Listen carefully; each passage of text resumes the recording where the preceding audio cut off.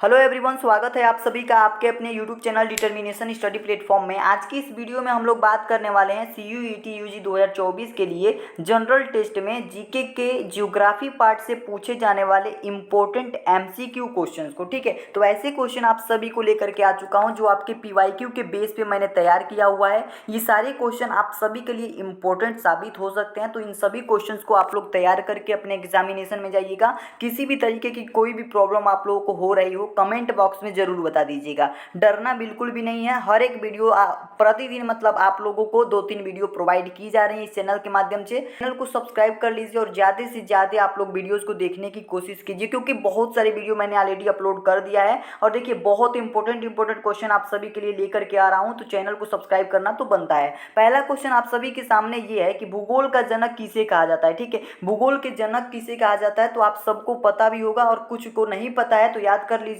भूगोल का जनक जो है हिकैटियस है। ऑप्शन नंबर आपका डी बिल्कुल सही हो जाएगा। हिकैटियस को भूगोल का जनक माना जाता है। सारे क्वेश्चन बहुत महत्वपूर्ण है, याद कर लीजिएगा, हो सकता है कि आपके एग्जाम में आ जाए। ठीक है, दूसरा क्वेश्चन आप सभी के सामने है, भूगोल के लिए जियोग्राफी का शब्द का प्रयोग सर्वप्रथम किसने किया था। जियोग्राफी का आप सबको पता है कि जियोग्राफी मतलब होता है भूगोल, और जियोग्राफिका का शब्द मतलब जियोग्राफिका शब्द का प्रयोग जो है सर्वप्रथम किसने किया था, ये हमें बताना है। पहला ऑप्शन है हेरोडोटस ने, दूसरा है हिकैटियस, तीसरा है हिप्पार्कोस और चौथा है इरेटोस्थनीज। तो आप सभी लोगों को याद रखना है इरेटोस्थनीज ऑप्शन आपका बिल्कुल सही हो जाएगा, ऑप्शन नंबर डी। ठीक है, इरेटोस्थनीज ने सर्वप्रथम जो है भूगोल को जियोग्राफी का शब्द से क्या कहा संबोधित किया था। ठीक है, तो ऑप्शन नंबर आप लोगों का डी बिल्कुल सही हो जाएगा। जियोग्राफी का सबसे पहले इरेटोस्थनीज ने कहा था। अगले क्वेश्चन की बात करें तो तीसरा क्वेश्चन आप सभी के समक्ष ये रहा। 3 नंबर क्वेश्चन है कि मानव भूगोल का पिता निम्नलिखित में से किसको कहा जाता है। ठीक है, तो मानव भूगोल के पिता की बात कर रहा है, तो इसी में से किसको कहा जाता है। पहला ऑप्शन है कार्ल रीटर को, दूसरा है जीन ब्रून्स को, और हेम्बोल्ट को, और हिप्पार्कोस को। ठीक है, तो इनमें से सही ऑप्शन हो जाएगा आपका Carl Ritter. Option number A आपका याद रखिएगा। कार्ल रीटर को जो है मानव भूगोल का पिता कहा जाता है। पहला ऑप्शन आप लोगों का बिल्कुल सही ऑप्शन हो जाएगा। ठीक है, नेक्स्ट क्वेश्चन की तरफ चलते हैं। नेक्स्ट क्वेश्चन हमारे पास चौथा है, क्वेश्चन बहुत महत्वपूर्ण है। 4 नंबर क्वेश्चन है, भूगोल को मानव पारिस्थितिकी के रूप में परिभाषित करने वाला विद्वान कौन था। ठीक है, भूगोल को मानव पारिस्थितिकी के रूप में परिभाषित करने वाला विद्वान कौन था, तो आप सभी लोग याद रखिएगा। भूगोल को मानव परिस्थितिकी के रूप में परिभाषित करने वाले थे H.H. बैरोज। ठीक है, H.H. बैरोज ने क्या किया था, मानव परिस्थितिकी के रूप में भूगोल को परिभाषित किया था। तो ऑप्शन नंबर सी बिल्कुल सही हो जाएगा। नेक्स्ट क्वेश्चन की बात करते हैं। 5वां क्वेश्चन हमारे सामने है कि भू आकृति विज्ञान का जन्मदाता किसे कहा जाता है। किसका जन्मदाता, भू आकृति विज्ञान का जन्मदाता जो है किसे कहा जाता है। तो पहला ऑप्शन है पेसल को, दूसरा है डेविस को, पेंक को, और इनमें से कोई नहीं। आप सभी लोग याद रखेंगे, पेसल को जो है भू आकृति विज्ञान का जन्मदाता कहा जाता है, पेसल को। ठीक है, ऑप्शन नंबर आप लोगों का पहला बिल्कुल करेक्ट ऑप्शन हो जाएगा। नेक्स्ट क्वेश्चन की बात करते हैं। 6 नंबर क्वेश्चन आप सभी के समक्ष ये रहा, भूगोल पृथ्वी को केंद्र मानकर अध्ययन करने वाला विज्ञान है, ऐसा किसने कहा था। ठीक है, क्या कथन है कि भूगोल पृथ्वी को केंद्र मानकर अध्ययन करने वाला विषय है, ऐसा किसने कहा था। तो पहला है वारेनियस ने, दूसरा है टेलर, तीसरा है कांट, और इनमें से कोई नहीं। कौन सा ऑप्शन सही होगा, आप सभी लोग याद रखेंगे। ये बात जो है वारेनियस ने कही थी। ठीक है, वारेनियस ने कहा कि भूगोल पृथ्वी को केंद्र मान करके अध्ययन करने वाला एक विज्ञान है। ठीक है, इस किसने कहा था, वारेनियस ने कहा था। तो ऑप्शन नंबर आपका ए बिल्कुल सही हो जाएगा। नेक्स्ट क्वेश्चन की बात कर लेते हैं। 7 नंबर क्वेश्चन आप सभी के समक्ष ये रहा, सौरमंडल के बारे में विश्व के समक्ष जानकारी प्रस्तुत करने का श्रेय किस विद्वान को जाता है। क्या है कि सौरमंडल के बारे में जानकारी किसने प्रस्तुत किया था। तो पहला है कापरनिकस ने, दूसरा है केपलर ने, तीसरा है गैलीलियो ने, और चौथा है इनमें से कोई नहीं। ठीक है, तो इसमें से ऑप्शन नंबर आपका पहला सही हो जाएगा। कापरनिकस ने जो है सौरमंडल के बारे में विश्व के समक्ष जानकारियां दी थी। तो पहला ऑप्शन आप लोगों का बिल्कुल सही ऑप्शन होगा। ठीक है, कापरनिकस याद रखिएगा, सौरमंडल के बारे में विश्व को जानकारी प्रस्तुत करने वाले जो है कापरनिकस है। ऑप्शन नंबर ए आपका सही हो जाएगा। नेक्स्ट क्वेश्चन की तरफ चलते हैं। नेक्स्ट क्वेश्चन यानी 8वां नंबर क्वेश्चन आप सभी के समक्ष है कि सूर्य के चारों ओर घूमने वाले खगोलीय पिंड को, किसके खगोलीय पिंड को क्या कहते हैं। ठीक है, मतलब क्या कहलाते हैं। देखिए, सूर्य के चारों ओर की बात कर रहा है, ग्रह के चारों ओर की नहीं। सूर्य के चारों ओर के घूमने वाले खगोलीय पिंड को कहा जाता है ग्रह। क्या कहा जाता है, ग्रह। तो ऑप्शन नंबर ए आप लोगों का बिल्कुल सही आंसर हो जाएगा। ठीक है, तो सूर्य के चारों ओर घूमने वाले जितने भी खगोलीय पिंड है उनको ग्रह कहा जाता है। और ऐसे कितने पिंड है, 8 पिंड है। ठीक है, आप सभी को पता होना चाहिए। नेक्स्ट क्वेश्चन आप सभी के पास है 9 नंबर, भूगोल भूतल का अध्ययन है, ऐसा किसने कहा था। ठीक है, भूगोल भूतल का अध्ययन है, ऐसा किसने कहा था? ये स्टेटमेंट जो है, ये स्टेटमेंट है कांट का। किसका है? कांट का। तो ऑप्शन नंबर सी देखिए, कांट। ठीक है, कांट ने कहा था कि भूगोल जो है भूतल का अध्ययन है। तो ऑप्शन नंबर सी आप लोगों का बिल्कुल सही ऑप्शन हो जाएगा। ठीक है, तो आशा करता हूँ सारे क्वेश्चन आप लोगों को समझ में आ रहे होंगे। सारे क्वेश्चन महत्वपूर्ण क्वेश्चन है, याद करके जाइएगा। देखिए 10 नंबर क्वेश्चन बड़ा सिंपल क्वेश्चन, सबको पता होगा। सौरमंडल में कुल कितने ग्रह हैं? तो आप लोगों को पता होना चाहिए कि सौरमंडल में टोटल 8 ग्रह हैं। तो ऑप्शन नंबर डी आप लोगों को सही हो जाएगा। ग्रहों की संख्या टोटल कितनी है? 8 है। और ग्रहों की संख्या की ग्रहों की बात करें तो ग्रहों का नाम जो है बुध, शुक्र, पृथ्वी, मंगल, बृहस्पति, शनि, यूरेनस और नेपच्यून, इसी क्रम में मतलब इनका नाम है। क्या क्या नाम है? बुध है, शुक्र है, पृथ्वी है, मंगल है, बृहस्पति है, शनि है, यूरेनस है और नेपच्यून है। ठीक है, तो इस तरीके से। और देखिए यूरेनस नेपच्यून को हिंदी में वरुण तथा अरुण कहा जाता है, वरुण गरुड़ कहा जाता है। ठीक है, इस तरीके से। नेक्स्ट क्वेश्चन की बात करें तो 11 नंबर प्रश्न है कि किसी ग्रह के चारों ओर परिक्रमा करने वाले छोटे आकाशीय पिंड को क्या कहते हैं? ठीक है, अब हमारे पास आ गया ग्रह के चारों ओर। ठीक है, ग्रह के चारों ओर जितने भी पिंड घूमते हैं यानी परिक्रमा करते हैं उनको कहा जाता है उपग्रह। क्या कहा जाता है? उपग्रह। तो ऑप्शन नंबर सी सही हो जाएगा। लेकिन वही बात करें कि सूर्य की चारों ओर परिक्रमा, तो वो हो जाएंगे ग्रह। ठीक है, सूर्य की चारों ओर परिक्रमा करने वाले ग्रह कहलाते हैं और ग्रह के चारों ओर परिक्रमा करने वाले उपग्रह कहलाते हैं। इस बात को याद रखिएगा। नेक्स्ट क्वेश्चन की बात कर लेते हैं। 12 नंबर क्वेश्चन है कि ग्रहों की गति का नियम प्रतिपादित कर किसने किया? ठीक है, तो ग्रहों की गति का नियम जो है किसने प्रतिपादित किया था?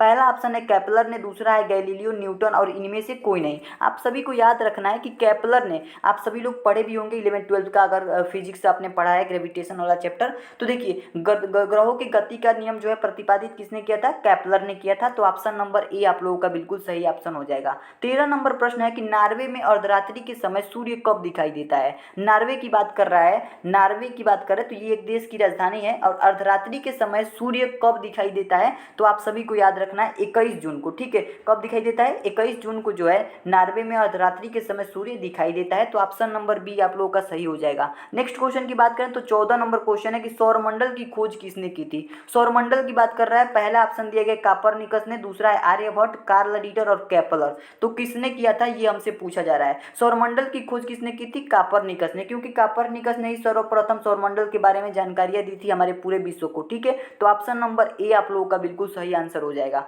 नेक्स्ट क्वेश्चन 15 नंबर है, सौरमंडल का जन्मदाता किसे कहा जाता है?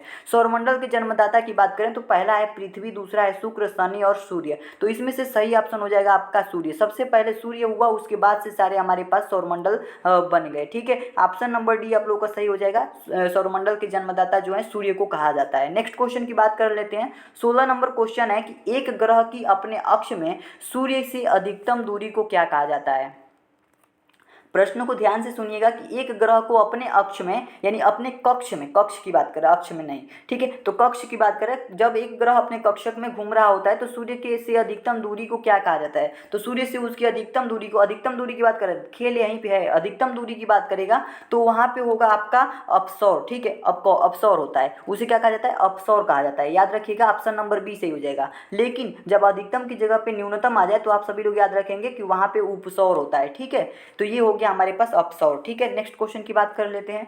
नेक्स्ट क्वेश्चन आप सभी के पास है, देखिए वही आ गया। नेक्स्ट क्वेश्चन है 17 नंबर क्वेश्चन है कि एक ग्रह की अपने कक्ष में सूर्य से न्यूनतम दूरी को क्या कहा जाता है? तो न्यूनतम दूरी की बात कर रहा है। देखिए खेल मैंने बताया था कि यहीं पे है, न्यूनतम यानी कम से कम दूरी की बात करेगा तो वहां पे उपसौर होगा और अधिकतम दूरी की बात करेगा तो अपसौर होगा, तो उपसौर हो जाएगा। ठीक है, यहाँ पे ऑप्शन नंबर ए आपका बिल्कुल करेक्ट हो जाएगा, ऑप्शन नंबर ए सही हो जाएगा। ठीक है, नेक्स्ट क्वेश्चन की बात करें तो 18 नंबर क्वेश्चन है, अंतरिक्ष में कुल कितने तारामंडल हैं? ठीक है, अंतरिक्ष में कुल तारामंडल की बात करें तो आप सभी लोग याद रखेंगे 89, 89 तारामंडल है। ठीक है, तो पूरे अंतरिक्ष में जो है 89 तारामंडल है। तो ऑप्शन नंबर आपका डी बिल्कुल सही हो जाएगा। नेक्स्ट क्वेश्चन की बात करते हैं। 19 नंबर क्वेश्चन है, पार्थिव ग्रहों की संख्या कितनी है? पार्थिव ग्रह क्या होते हैं भाई? देखिए पृथ्वी से मैच करने वाले यानी पृथ्वी के जैसे ग्रह को हम कहते हैं पार्थिव ग्रह। ठीक है, तो पार्थिव ग्रह कितने हैं? तो 4 पार्थिव ग्रह हैं। पार्थिव ग्रहों की संख्या कितनी है? 4 है। ऑप्शन नंबर सी आप लोगों का सही हो जाएगा, ये ऑप्शन आपका करेक्ट हो जाएगा। और वो ग्रह कौन कौन से हैं सुन लीजिए ध्यान से,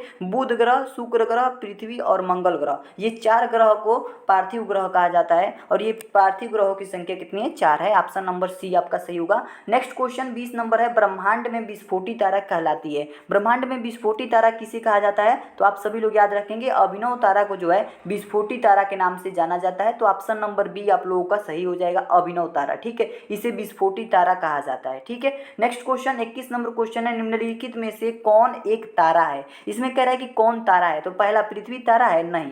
शुक्र तारा है, नहीं। सूर्य तारा है, हाँ सूर्य तारा है, ठीक है। चंद्रमा नहीं, ठीक है। ऑप्शन नंबर आप लोगों का सी बिल्कुल सही हो जाएगा। नेक्स्ट क्वेश्चन 22 नंबर है, सूर्य के सबसे दूर कौन सा ग्रह है, ठीक है। क्या है, सूर्य के सबसे दूर जो ग्रह है वो कौन सा है, तो पहला है बुध, दूसरा है प्लूटो, वरुण और बृहस्पति। तो इसमें से याद रखिएगा वरुण ग्रह जो है सबसे लास्ट में आता है, याद भी करने पर, ठीक है। तो वरुण जो है सूर्य से सबसे दूर ग्रह है, ठीक है। सबसे दूर स्थित कौन सा ग्रह है, वरुण ग्रह है, ठीक है। नेक्स्ट क्वेश्चन हमारे पास 23 नंबर, किस ग्रह में चंद्रमा की तरह कलाएं होती हैं। जैसे चंद्रमा में कलाएं होती हैं उसी तरीके से किस ग्रह में कलाएं होती हैं। पहला ऑप्शन है मंगल ग्रह, शनि, बुध और बृहस्पति। तो इसमें से कौन सा आंसर सही होगा, आप सभी लोग याद रखेंगे बुध ग्रह, ठीक है। तो बुध ग्रह एक ऐसा ग्रह है जिसमें जो है चंद्रमा की तरह से उसमें कलाएं होती हैं। तो ऑप्शन नंबर आप लोगों का सी बिल्कुल करेक्ट आंसर हो जाएगा, ठीक है। नेक्स्ट क्वेश्चन की बात करते हैं। 24 नंबर क्वेश्चन आप सभी के समक्ष ये रहा। 24 नंबर प्रश्न है आपके सामने कि देखिए थोड़ा सा मैं इसको सही कर देता हूँ। 24 नंबर प्रश्न है आपके सामने कि बुध सूर्य का एक चक्कर लगाने में कितना समय लेता है, ठीक है। बुध की बात करें तो बुध ग्रह जो है सूर्य का चक्कर लगाने में 88 दिन का समय लेता है। ऑप्शन नंबर आप लोगों का बी बिल्कुल सही आंसर हो जाएगा, ठीक है। ऑप्शन नंबर बी आप लोगों का सही हो जाएगा। बुध जो है सूर्य का चक्कर लगाने में 88 दिन का समय लेता है। नेक्स्ट क्वेश्चन, सौरमंडल का अत्यधिक तीव्र ग्रह कौन सा है, ठीक है। तो सौरमंडल का अत्यधिक तीव्र ग्रह की बात करें तो आप सभी को याद रखना है बुध ग्रह जो है ये सौरमंडल की अत्यधिक तीव्र ग्रह है।